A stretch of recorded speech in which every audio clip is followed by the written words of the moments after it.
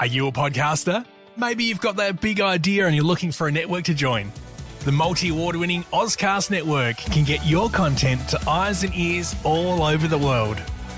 Join now for the first month free, and you could be featuring this sound at the beginning of your podcast. Ozcast. Simply head to ozcastnetwork.com for details. This week at Safeway, shop the 10 for $10 produce sale. With the 10 for $10 produce sale, get items like large avocados, mangoes, green, red, orange, or yellow bell peppers, cucumbers, large lemons, or 16-ounce bags of Signature Farms baby-peeled carrots for the member price of just $1 each. Plus, select meats like Signature Farms 80% lean ground beef and Signature Select extra meaty pork loin back ribs are buy one, get one free this week. Hurry in before these deals are gone. Visit Safeway.com for more deals. Did you know you can advertise on podcasts? Don't act like you're not impressed. Find out more at podvertise.com.au. That's podvertise with an s.com.au.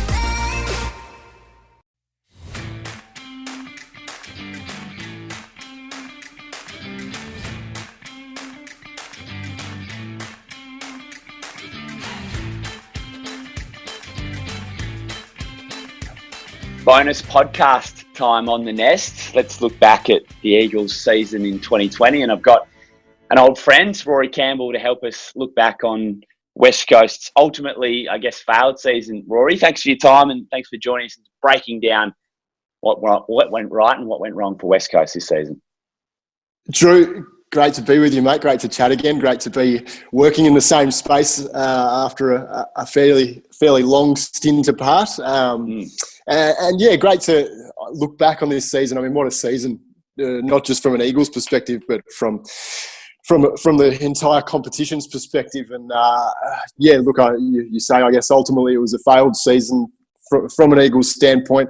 It's really easy to say that, I think, if you just look at it from a pure numbers standpoint, the fact they went and got Tim Kelly over the off season and really didn't improve on last year. But I mean, the challenges and the hurdles that were put in front of teams this year, how you can judge failure and success is really tricky, I think. And yeah, so I guess if you lose in the first week of the finals, they say you finish either 7th or 8th.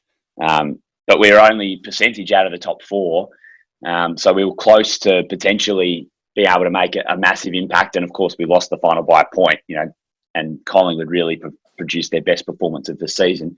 We'll get to that a little bit later on, but we may as well start back at the very start. And you mentioned Tim Kelly, but in terms of the build up to the season for West Coast, because we didn't know what we were in for in terms of what is such a unique year.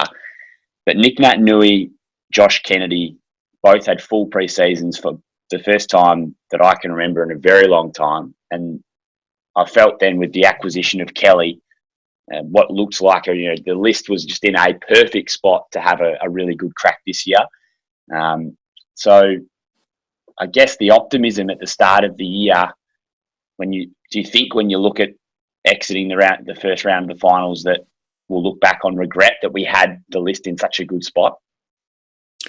I don't think so. I think it's easy to look back then and say talk about the optimism then, but I think they're still in a position to give it a crack going forward. And really, the acquisition of Kelly and the ability of Nick Nat to play a full season, Kennedy signing on for another year, Hearn signing on for another year, has given them the ability to have a crack over at least 2 seasons, and then depending on how the youngsters come through next season, maybe even beyond that.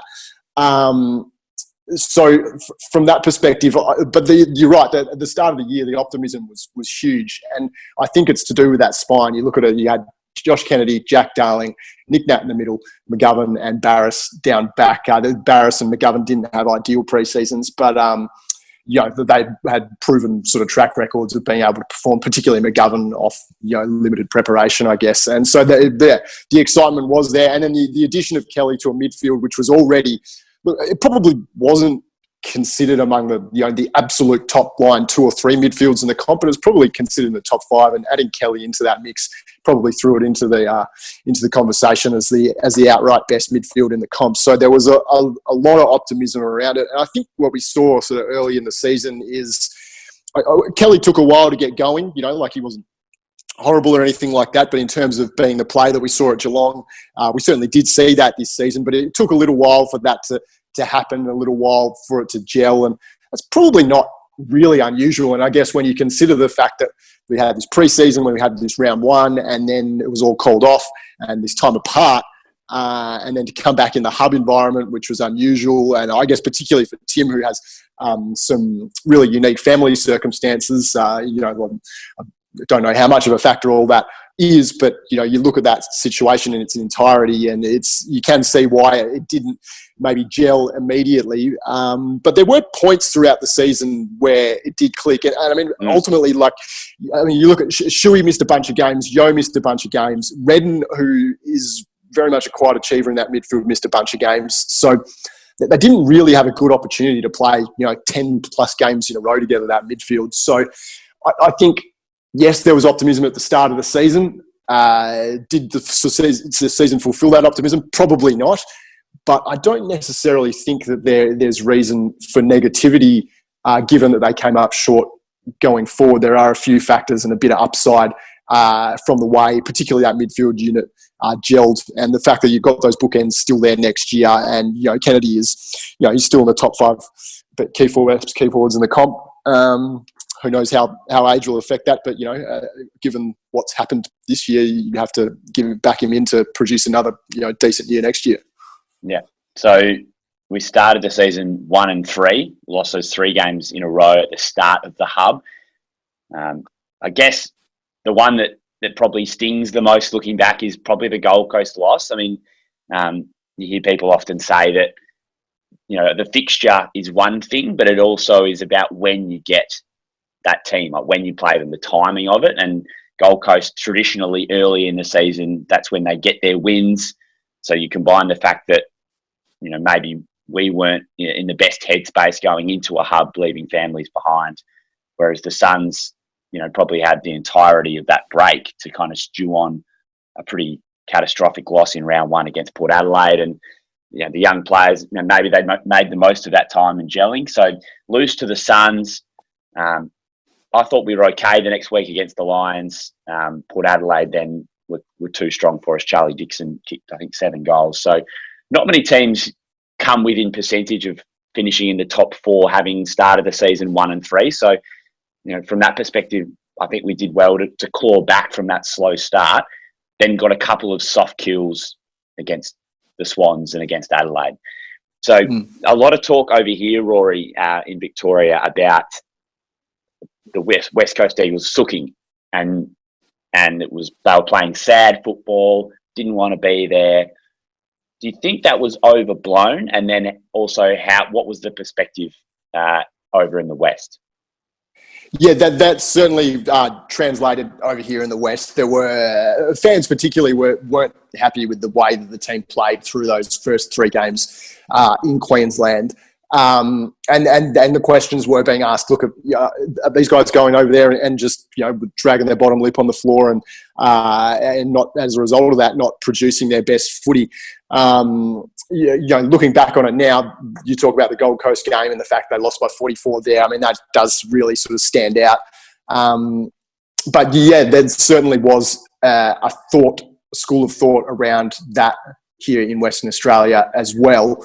And in some ways, the Eagles were public in their sort of questioning of how long this was going to go on for. And I'm sure the discussions in club weren't around that at all. It was all very much focused on, hey, we need to galvanise, we need to use this as an opportunity to become closer and to produce our best footy. But I guess when there is some public questioning of what's going to happen going forward, and there is that uncertainty. Do the players hear that? Only they can answer that. But look, there's certainly that perception certainly existed here in Western Australia as well. And if you look back on it, the losses to Brisbane and Port, ultimately, top 2 teams in the comp. So on paper now, it doesn't look that bad, and the Gold Coast one stands out. But as you say, very different scenario. Look, I think this was West Coast's biggest challenge of the season, to go over there off limited preparation and play in this uncertain environment. they haven't played that well in Queensland over the last couple of years. I mean, we talk about the Eagles' track record away from home and how important it is. And we look at, their performances in the MCG in particular over, say, the last 3 seasons have been really strong. I don't know the records for Adelaide, but anecdotally, I feel like the Eagles play pretty well there. But particularly last couple of seasons, Brisbane and the Gold Coast hasn't been a happy hunting ground. I know Metricon, this goes back, it's maybe not so relevant to the sort of the now, but in the last 11 games there, they've only had 3 wins, and they only had 2 wins from 6 games there this year. That's at Metricon on the Gold Coast. So that's definitely not a happy hunting ground. And whether or not the conditions play a factor as well in Queensland with the slippery, dewy conditions. I know there's been a lot of talk this year of the players putting footies in eskies, covering the balls with soap to get used to the conditions. Look, who knows what next season looks like, but look, maybe they've learnt some lessons from that.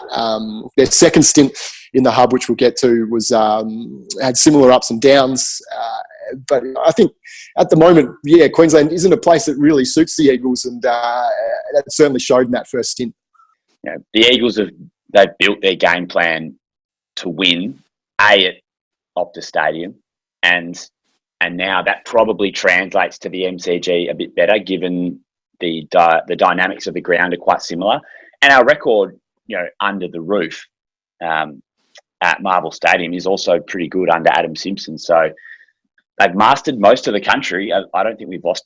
We've never lost to Port Adelaide at Adelaide Oval, and our record against Adelaide there is good as well. So, if the hub was in Adelaide, would it have been different? Different story. Who knows? That's what's so crazy about this season is that you play Port Adelaide at the Gabba instead of playing them in Adelaide. Who knows what happens? Or, if we had have hubbed, if we had have hubbed in New South Wales to start with and played against the Giants in Sydney, so many things could have been different.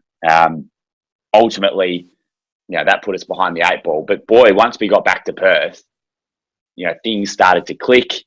I think that, the wins against Collingwood and then Geelong, 2 of the most impressive, probably aside from the St Kilda victory, probably the 2 most impressive performances in the season. And we basically did it in about a 5 or 6 day span.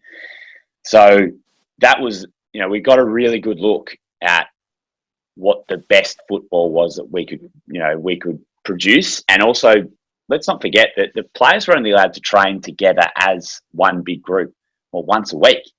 And during those condensed fixtures, Rory, they weren't having a main session at all because you weren't allowed to. You're only allowed to have full contact twice a week. So,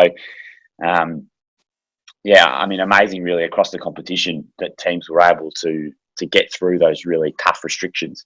But that middle part of the year, we got a really good look at, Tim Kelly was playing great footy for the first time. Nick Naitanui had probably been our best player through that first 4 or 5 weeks in the hub, but then he was coming into his own in those home games. I think Josh Kennedy got back-to-back 3-vote games in the Brownlow against Fremantle and then against Collingwood. Just specifically on the Collingwood game, can you remember enjoying a regular season West Coast game more than that in recent memory? No, it was just so satisfying to watch if you're an Eagles fan. The Collingwood everyone hates Collingwood, but given the history between the Eagles and Collingwood in recent times, and even over the lifespan of the Eagles Footy Club, there have been some great games there. And whenever the Pies come to Perth, the mood around town lifts. The antagonism, and I don't mean genuine, sort of aggressive antagonism. I mean the theatrical, sort of the fun banter.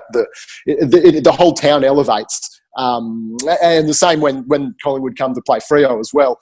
And at that stage, Collingwood were maybe the team to beat, one of the teams to beat. West Coast were really just trying to reassert themselves as someone who might be able to have a crack this year, and then to produce that game and to dismantle the Pies the way they did was as thorough a performance as we'd seen to that point of the year. I think that's Collingwood's worst loss of the season, and Collingwood had their challenges. Don't get me wrong; they had an absolute horror draw, had a horror run with injuries, similar to West Coast a little later on. But at that point in the season, you came away from that game and you took a deep breath in and you just went, wow! If that's what we're getting for the rest of the year. It's. I think West Coast went to premiership favourite on the back of that performance. Certainly on the back of next week against Geelong, and it was, it was a powerful performance. And it was, if you're an Eagles fan, it was immensely satisfying to do that against a club like Collingwood, who A, are proven contenders, and B, are an arch rival, so to speak. Yeah, there was one particular passage of play which I remember subsequently sort of looking at in the build up to the first final, where I think it's like a McGovern intercept mark, short kick to Shepherd, then short kick to Hearn. Then I reckon he hits maybe a Cripps out in the wing, handball over the top to Shuey. I think he dodges past and hits a lead on the turn, Oscar Allen, then kicks to Kennedy, hits him lace out. Like, that is exactly the sort of football that West Coast, have become known for. And that's why they can be so hard to beat at Optus Stadium. That was the perfect West Coast day. Like, still conditions, sun was out, afternoon game. Big forwards taking marks. Kennedy kicks 7. Oscar Allen playing as the second ruck, kicks 3 goals, lays 4 tackles. He's doing everything. Kelly had 30 disposals. Just a complete performance. One thing I really remember fondly from that game, do you remember Jared Cameron absolutely nailing maybe Chris Main or something, jumping up, and he had this big smile on his face like that, the team was humming at that stage. So those are the things that come to fruition when the team's playing well, is the small forwards laying tackles. It's great to see, and that gets the crowd up and going as well. So the next game out, we play against Geelong. The lasting memory from that night is probably the Nick Nat tap to Josh Kennedy to sort of seal the game. But we were down early. I think they kicked the first couple of goals, and we were coming from behind for most of the night. And that, I remember thinking that night that we've seen the class, and we saw our ability to get out in front against Collingwood and dominate. But then we saw a different grittiness, the gutsy come from behind victory, getting the game back back on our terms, which is, a good team can change momentum and then, get an ascendancy in the game. And we were able to do that against Geelong. So I came out of that game really optimistic that we were on the right track because we were able to do that. That was actually one of the games of the season. I remember Guthrie taking a hanger, then playing on, I think getting run down from behind. That game had just about everything. And again, Nick Natanui was awesome on that night. But, that 2-week block was pretty impressive. Yeah, absolutely. And, like you say, we saw the ability to dismantle a good side against Collingwood the week earlier. And then this was a different kettle of fish. This was being challenged by another good side and finding it within you to guts it out, get back into the game, and then find it at the last as well. And then, Nat Nui to Kennedy came off beautifully, which I don't know if that'll ever happen again, but maybe it will. It's such an unlikely play. Who knows? The lasting memory for me is coming out of that game is, okay, the Collingwood game wasn't a flash in the pan. The Eagles are ridgy-dig this season. And Nick Nat's influence on the game as well. I think Chris Scott said in the aftermath, the trouble with kicking goals against the Eagles is that the ball goes back to the middle. And which, in the era of 666, and when you've got a ruckman like Nick Natanui is, and we saw it so many times throughout the season, is so important. And it can give you such a big advantage. And you talk about that midfield unit, their ability to work with Nick and to capitalise on that 666 space is huge, and they can do it really well. And we saw it a lot of times throughout the season. And it's probably the reason that they were back within touching distance of the top 4 at the end of the year is because they were able to make it work. And coming out of that Geelong game, I think a lot of people were saying it was the game of the season. And when you've got a signature moment like that with Nick Nat down to Kennedy at the end of it, involving two of probably the most high-profile players in Western Australia, and the Eagles most well known around the country. Then the rest. As much as the Eagles are considered perennial contenders by a lot of the rest of the competition, they don't dominate the discussion in the way some of the big Melbourne clubs do, until they put together those command performances, and those two games against Collingwood and Geelong really elevated the conversation around West Coast, and all of a sudden the hype was real. The fact that point, I don't know if we knew the sort of how the tail end of the season was going to pan out as well, and so the prospect was that, the Eagles are at Optus Stadium indefinitely. How many teams are going to roll through here and just get absolutely monstered by this powerhouse sitting at home? So I guess it's one of the the crosses that West Coast have to bear, is that, and Fremantle as well, is that they travel so much, which is a disadvantage. It absolutely, without doubt, is a huge disadvantage. But by the same token, their home ground advantage is probably the biggest in the competition. So when they do play at home, it's something that they can really maximise. And at that point in the season, it was a scary prospect, seeing what the Eagles had just done to these two sides, and the fact that they were going to be playing at Optus Stadium indefinitely. So we peeled off a win over Fremantle. Josh Kennedy got the Glendenning Allen medal for kicking 4 goals. Took care of Carlton fairly easily. Hawthorn, we got the Chockies. We were challenged against the Giants late, but got the job done against them. So I think that was in 7 or 8 in a row that we'd peeled off, which is, a really impressive stretch. And that's the point then where we head back into the next Queensland hub. So, and off a 4-day break, I reckon, we play Richmond at Metricon Stadium. So my question to you, Rory, was, at that stage, Richmond had not played West Coast or Fremantle, and the Tigers, since they'd gone to Queensland, they hadn't left. Why couldn't have Richmond flown to Perth and played a game against the Eagles and against Fremantle at that time? I'm digging into my memory bank a little bit here, but I have a feeling that Richmond West Coast game was fixtured the way it was, possibly around the broadcast. I think Channel 7 wanted a blockbuster Thursday night game. It possibly might have been, and that loomed as the best one. Richmond absolutely would have been a contender to come to Perth. They could have sent Richmond over to play. They could have played West Coast and Fremantle in a 4-day or 5-day block, and then flown back and had a bye. I think that. Yeah, it was just that little period where they played West Coast off. They had a 5-day break. Eagles had 4 and travelled, and then the next time they played Fremantle, and it was a similar situation where Fremantle had come off playing, I think, the Giants, travelled 4-day break, and the Tigers had a longer break. I just thought that just seemed a bit sort of the double up on playing a team that's travelling off a shorter break. Just seemed a little. They could have done it. Yeah. And look, but playing Richmond in an environment which is not your favourite environment, which they play them at Metricon, which clearly isn't West Coast's favourite place, that's certainly, they're a team that you need to face at your best, preferably in your comfy space, in your happy place. And Metricon is not that for the Eagles. And look, 27 points they went down by against the Tigers. My memory from it was that.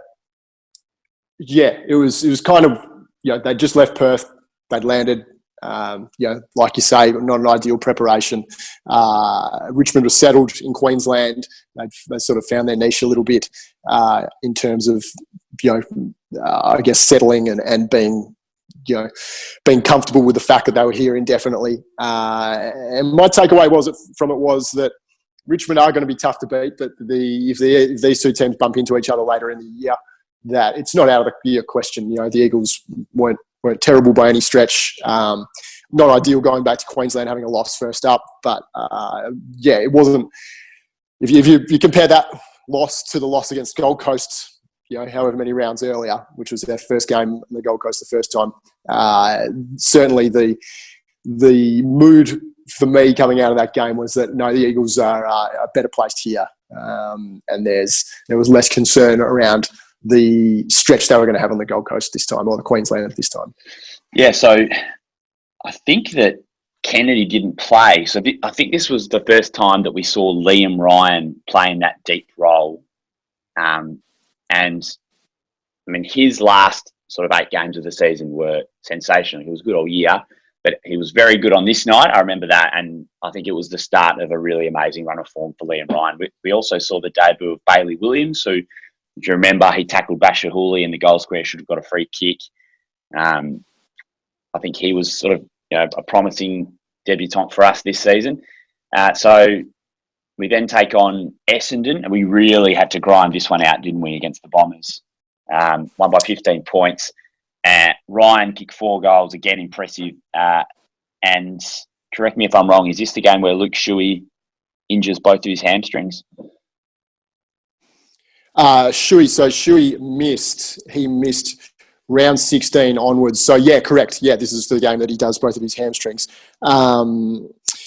which was a big blow for the Eagles leading into the finals. We'll touch on that. You talk about Liam Ryan and his last 8 weeks. I mean, for me, Liam Ryan was the highlight of the season for the Eagles. We've always known that he can do these freakish things and he can have these moments in games, and that he's not afraid to produce those moments in big moments. But he elevated his game to another level this year on a couple of fronts for me. It might just be his confidence in himself or his faith in himself, or maybe the fact he's been in the system and he now has faith in his fitness in his body and his just awareness of the speed of the game. But his ability in traffic now is another level on what it's been. His just the ability to take a half little check step here and all of a sudden the play goes rushing past him, and now he's got 3 seconds to pick out an option and deliver. That is, look, I'm not saying he's Scott Pendlebury, but it is Pendlebury-esque. Though, there's been a few moments through the year, and we've seen him, as much as he's been great in that deep role playing forward, we've seen him move up the field, and when he is in those traffic situations, can turn a congested, chaotic bit of play into a really calm, calculated, well-executed possession, and which ultimately ends up in West Coast having a shot on goal. The other thing that I don't know if he's improved this, but it's really come to the fore for me, is his ability, his set shot on goal. I think if there's a player in the comp at the moment that I was kicking for goal for my mother's life, I'd probably pick Liam Ryan. I reckon he's not scared of the moment at all. He can kick him from anywhere, from about 50 metres out. He flushes them.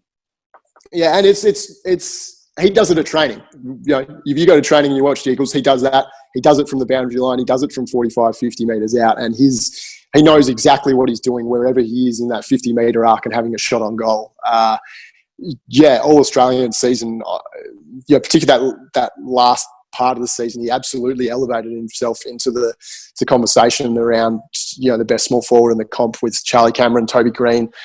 He's elite now, and I guess the challenge for him is to maintain it over a number of years.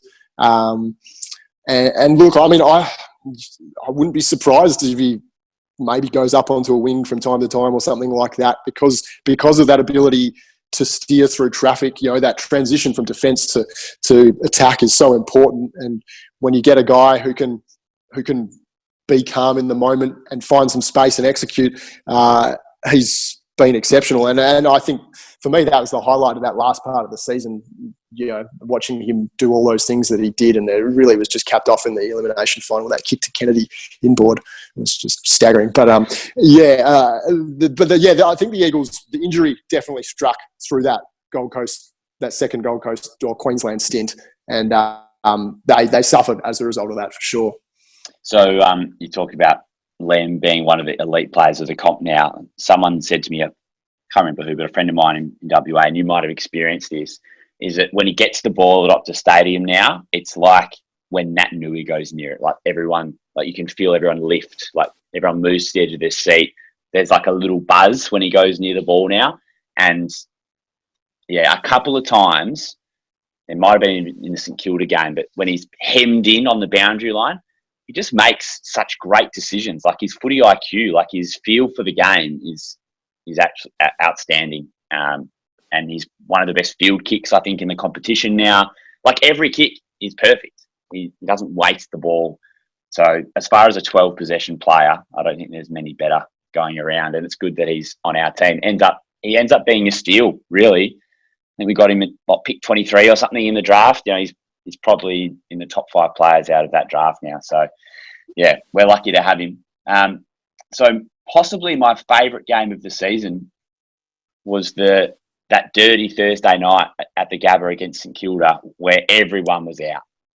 And then McGovern does his hamstring in the halfway through the second quarter. Like, Simo in the box when McGovern does his hamstring, like swearing like a sailor, covering his mouth. Could anything more go wrong? Yeah, but like, it really, I really felt like, you know, close to Simo in that moment. You know, like, that he was just feeling it like we all were. Like, because that was all of our reactions. Like, when McGovern went down, we just all went, oh, yeah, you know, F. Like, everyone covered their eyes, turned away from the TV, and just went, "Oh, are you kidding? You cannot be serious." Yeah. So, I don't know how. I think it was the culmination essentially of that horrid fixture. Really, I don't know how we did it. We had Tim Kelly, really. Tim Kelly was insane, and when St Kilda went in front in the last quarter, like, when I think, who snapped a goal, like Josh Battle or something, and I was just like, oh, we're done. And I was like, we fought really hard, but they're going to run right over the top of us. And they went back into their shell a little bit, but Nat Nui went to another level in the middle. Like, if he didn't tap it to Kelly, then it was Nick Nat who was getting the clearance. And sometimes he was getting the ball, he'd kick it, and Nick Nat would basically run to the next contest and have an impact again. He was superb. You know, I think, was it Hamish Brayshaw made his debut on this night? There were a few boys. I think Luke Foley as well. Maybe Xavier O'Neill was in there as well. Yeah, Ainsworth. Yeah. I think Ainsworth tagged Zach Jones, I think, and did a really good job on him. Yeah, he did, yep. One of my favourite moments of the season, actually, was Simo's pre-game interview. And he called Hamish Brayshaw the canoe. He calls himself the canoe, really good in the wet. It was, and I'm really happy that Hamish got to play a game for West Coast, because absolutely. I think he's absolutely one of the most loved players at the club. Everyone, you know, seems to really like him. And I don't know if you remember after the game when they won, and he was in the middle, and he singing the song, and he got a bottle of Powerade and just like threw it on his own head and just went nuts. Like, he obviously really enjoyed it. I was actually looking through the post game of the 2018 grand final, trying to find a shot, I think, of Kennedy or someone holding the cup. And there's a shot of Brayshaw in like sort of his West Coast kit. He runs off the bench and jumps on Luke Shuey and, like, you know, has his hand up and he's celebrating. Like, he was like going nuts. But I think he's quite close with Luke Shuey and the Shueys, Hamish, and you're right. He is a popular member of the squad, and I remember that 2018 grand final. I think I was following him on social media, and I reckon that he partied as hard as anyone after that 2018 grand final, and he didn't play. But I think that speaks to the quality of him as a clubman. Look, who knows what the future holds for him. But there are a few guys who got a run in that game, and you know, maybe that was one of the reasons they got over the line. Is, you know, we talk about Kelly and Nat Nui and how massive they were. Maybe just the fact that there were these raw green guys out there who just throwing themselves at it. I mean, I think I saw a few highlights the other day of, you know, guys like Brayshaw, and, you know, just each of them maybe had like a moment where there were, you know, 3-on-1 in the contest and they were able to get a handball out to space or something like that. You know, not huge moments in the context of the game, but maybe something that a more experienced player just gets wrapped up and you got a ball up or something like that. And, you know, just maybe that enthusiasm of those young fellas, and also the willingness of the other players to get a win for these young guys, who, you know, might be their only crack, who knows. But in terms of wins, you came away from, look, there were two emotions for me coming away from it. There was one, I was thinking, that was gutsy, that was good. That was impressive. You couldn't have been prouder of a club that you support. And then there was another emotion thinking, we've got one game left until finals.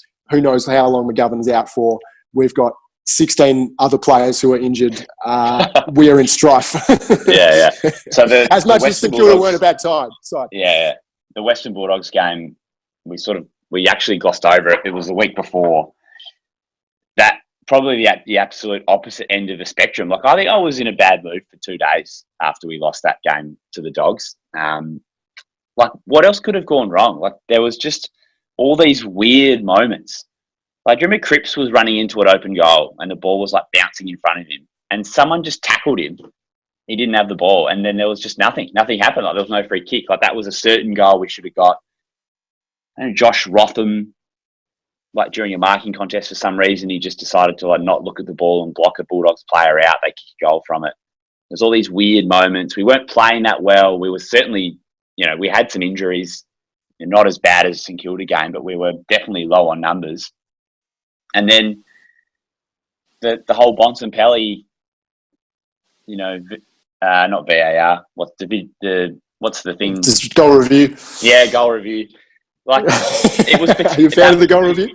Yeah, I love it. No, it was that touch was between the frames, so you couldn't really tell if it was a goal or not. Like, it was just that game sucked. But if we had somehow got over the line, like, Darling had a shot for goal in the last minute.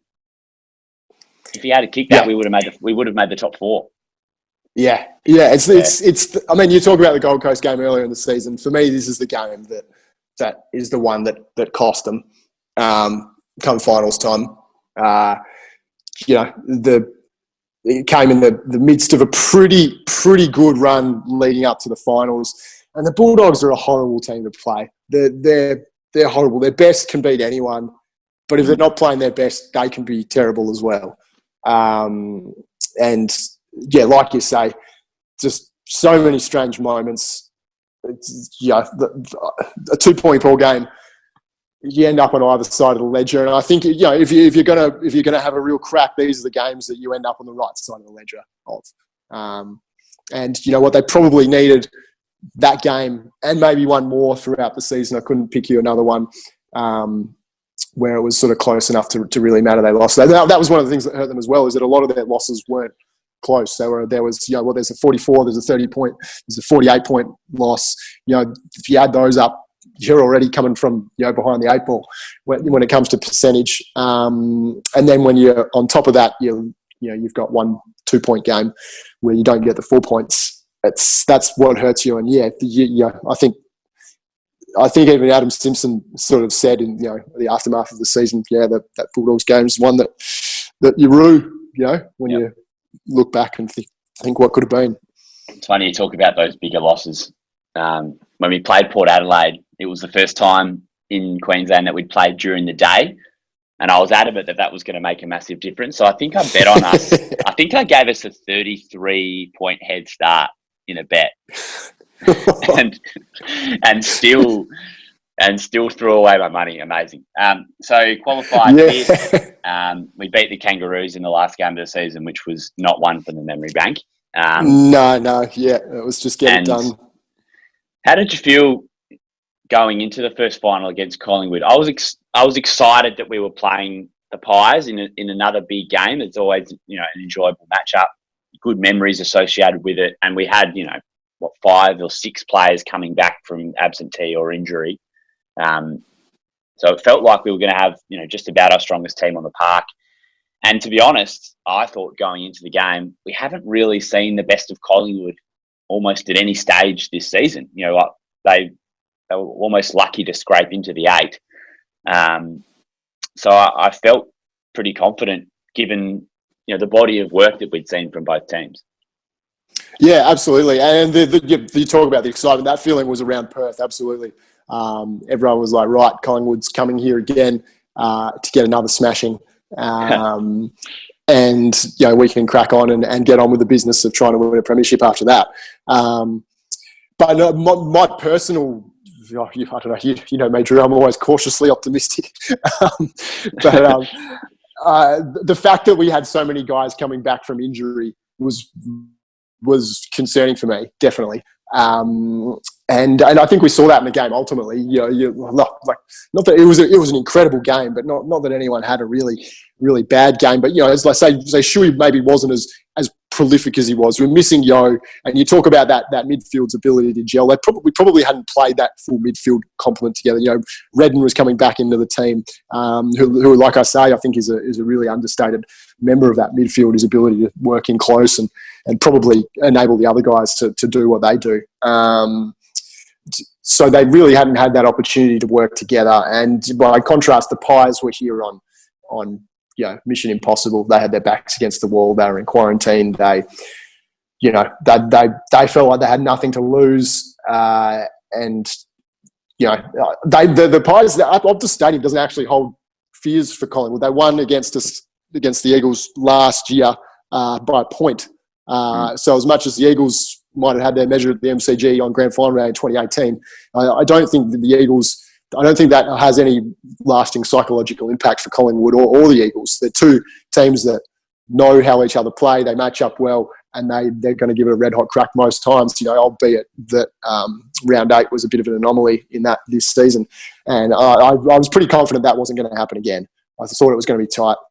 Collingwood were going to put up something brave. I still thought that West Coast would have and should have won, but I think maybe the fact Collingwood and West Coast were two teams that kind of got broken a little bit by the condensed fixture and the scheduling through the year. And, that probably started with the Eagles' loss for Collingwood, and then they had their own problems. But it maybe come out the other end of that a little earlier than the Eagles had.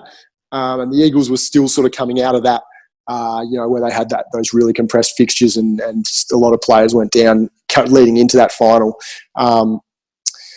The 2-week break probably played into the Eagles' favour a little bit because of those injuries. Guys like McGovern could play, whereas he probably wouldn't have played if it was a week earlier. I thought it was a game they certainly on paper they should have won. But games aren't played on paper, are they? And Collingwood brought a do or die attitude. They had a few big moments, like Mason Cox took control of the game for sort of 10 minutes. That could have been the difference, De Goey's goal from the pocket, which he had no right to kick. And why check? Goal. Yeah, that was basically an accident. Off the left. Yeah, he just threw it on the left, and we spoke about this on the main pod after the game. I mean, that was our first podcast. Was after that loss, but Collingwood it was like that first quarter in the grand final where they just kicked everything, and then almost every Collingwood player had a moment where they sort of stepped up, and Mychek really had been in West Coast's pocket for the first half, and then all of a sudden he took a couple of contested marks, and he, a couple of goals, like that goal late that he kicked the snap, that would end up being the sealer, and it was uncharacteristic to see, particularly McGovern, get outmarked, outbodied and outmarked, and Barassa. In that first quarter with Cox, you don't see that against West Coast, very rarely. Mason Cox he's had his moments in finals, and he'll be a Pies favourite forever because of it. But but it was. Look, I know it's easy as Eagles fans to walk away from it being disappointed, and justifiably so. But it really, if you take a holistic viewpoint of it and try and look at it, from a bigger picture perspective, it really was one of the great games. And we say there were some Eagles players who maybe didn't have their best games. None of them were, woeful. And there were so many. The Maynard-Ryan matchup was so entertaining. Oh, that hit. Yeah. And then and even it went down to the last. I thought the Eagles were surging, coming out of defence, and it was like, this is happening again. This is happening again, albeit closer to the siren. And then Taylor Adams, I think Tim Kelly made the decision not to handball to Tom Cole, who was running past, and I don't know whether that's on Tim Kelly or Tom Cole. Should Tom have called for it, or should Tim have given the handball? I don't know. But Taylor Adams made the smother, and that was that. But I was sitting there watching that, and I lifted out of my seat, and I thought, here they go. This is, and if Kelly had stopped and checked, turned, and there were players streaming forward, I think he would have found someone in space pretty easily to either get a look inside 50 or find someone inside 50. Yeah, who knows what would have happened. I just remember thinking, we just don't worry about the win. We just need a point out of this. So just get the ball as deep as possible, and someone just punch it through. Like that was I was thinking was extra time. Let's extend the game. But yeah, not to be. So that's it, mate. That was the season. That's all she Tim wrote. Kelly and Dom Sheed, I think, got equal most Brownlow votes for us. Nick Nat Nui, best and fairest, which was absolutely deserved. A great effort. Josh Rotham, I think, was our best emerging. Surprising Nick Nat didn't rank better in the Brownlow, I thought. He was such a commanding figure. Yeah, I agree. Season, and it's not as though the umpires don't have a good view of him. Like, they're standing right there. They're seeing all his best work. It was surprising. But, mate, we get ourselves ready to go again in 2021. Yeah, and there's a bit of uncertainty, I guess, surrounding what the next little period looks like. I mean, like I say, I think the Eagles have set their list up to have another crack next year. Kennedy and Hearn re-signing for another year is probably evidence of that they think they can have another crack as well. That said, Kennedy and Hearn were both great this year. Both had moments for sure. I don't think they should be rushing either of those guys out the door. Particularly with guys like Oscar Allen and Bailey Williams coming through. At the moment, those two are versatile sort of guys who can play a few different roles. But ultimately, Kennedy's not going to be around for another 5 years, you wouldn't think. So one of those, probably Allen at the moment, is going to be have to slot into a key forward role there. And then there's a bit of uncertainty around guys like Lewis Jetta, the two backup rucks, Hickey and Vardy, and a few guys, who tagging small forward bits and pieces guys as well. Will Schofield retiring. For me, I look, there's been a bit of talk around that over here in WA.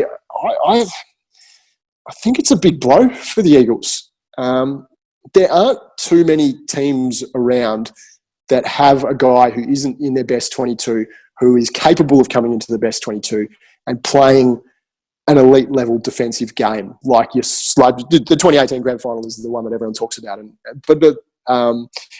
probably the best case in point. But to have the luxury of a guy who isn't in your first 22 when you've got everyone available, to bring him in and to be able to play tall or small. Like next year, let's say Brad Shepherd goes down, the logical person to bring in would have been Will Schofield. And now the Eagles don't have that. And they've got young guys coming through, and the onus is on them now to step into those roles. But that could potentially be a big blow for the Eagles. And look, credit to Will Schofield.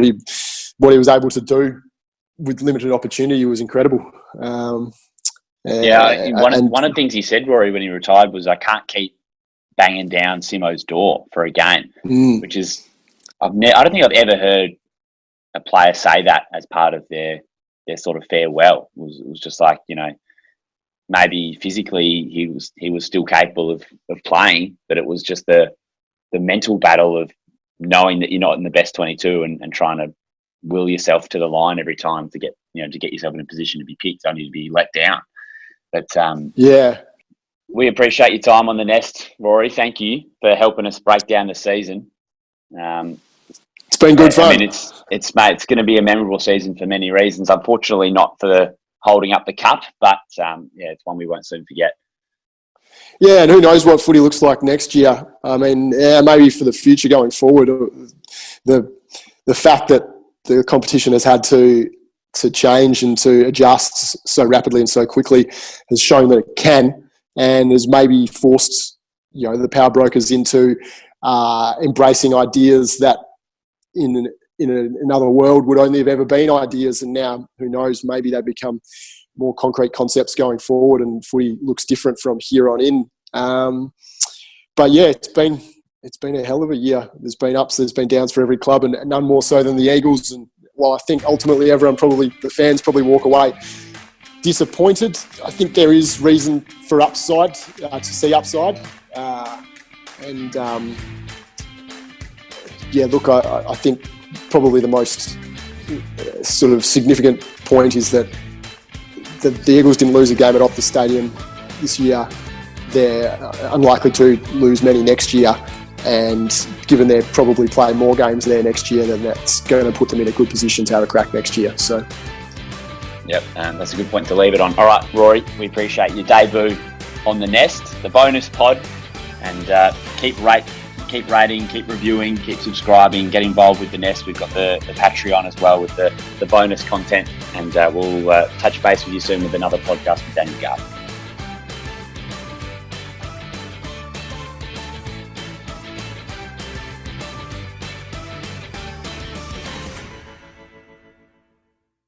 This week at Safeway, shop the 10 for $10 produce sale. With the 10 for $10 produce sale, get items like large avocados, mangoes, green, red, orange, or yellow bell peppers, cucumbers, large lemons, or 16-ounce bags of Signature Farms baby peeled carrots for the member price of just $1 each. Plus, select meats like Signature Farms 80% lean ground beef and Signature Select extra meaty pork loin back ribs are buy one, get one free this week. Hurry in before these deals are gone. Visit Safeway.com for more deals.